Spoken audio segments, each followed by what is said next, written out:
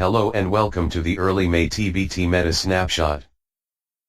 This time I took 58 samples, and to speed up the process of taking the statistics I just took the stats of almost any legend rank player in the top 300 I saw in the chat, top brawlers replays, online in my friends list and on recent games shared by friends. Look in the description for a link for the raw numbers.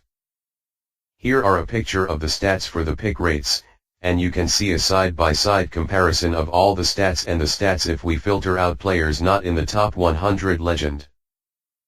In this video I will discuss some but not all of the heroes, and what I say will be partially based on what the sample tells us and partially based on my opinion. First off, we talk about Tiny Shadow, who has overtaken Merlin in pick rates.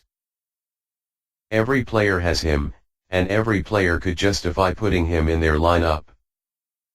He's also good in a meta where lower health heroes are common, which they are right now as they tend to be able to trade damage better than tanks. Hippy Reaper is the next hero we talk about and is one a lot of people are sick of seeing. He tends to be more of a strategy-specific pick than a strong standalone pick because it's easy to just bunch your heroes together unless your opponent stops you from doing so with his other picks, though some people use him as a standalone sub to strike for 6 damage, but then comes the question, why aren't you using Tiny Shadow or Solar Strike for that?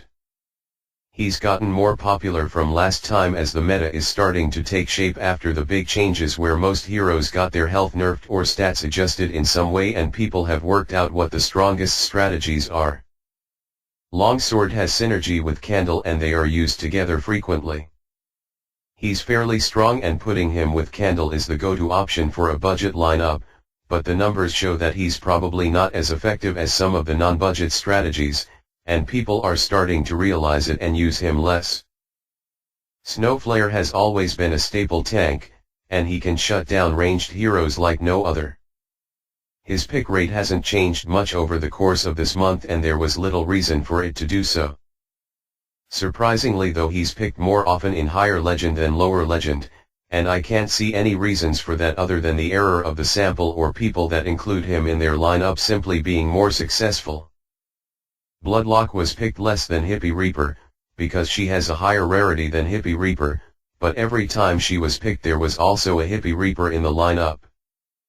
This is a very strong association between the two heroes.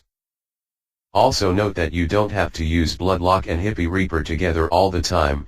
Using Bloodlock with Tiny Shadow or Sir Mighty can also be very strong and pull off some ridiculous turn 1 attacks when going first. She was picked a lot more than in the last sample as people figure out the meta and how crazy Bloodlock Hippy Reaper is. Redcap is strong in a Bloodlock Hippy Reaper meta and is used a lot more in higher ranks of legend. The fact that she was only picked once outside of the top 100 legend suggests that she is a very strong hero and most players that include her in their lineup are fairly successful in climbing the ladder. Longhorn I don't actually have that much to say about, but his popularity increased by a lot since he went from being a master rarity hero to a free hero, and this shows how influential rarity can be as a factor influencing pick rate. Skull Hunter, really good hero. I think he's underpicked cause of his rarity. Stunning heroes wins games.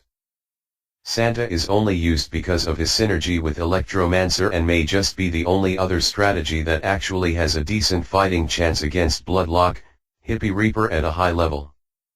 Morphling, I don't like this hero.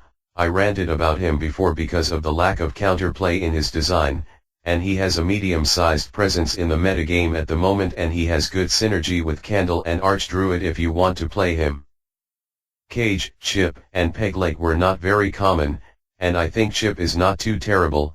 Cage is a bit hard to judge but I'm not a big fan of him because 12 health just dies instantly, and Pegleg I'm sure is garbage.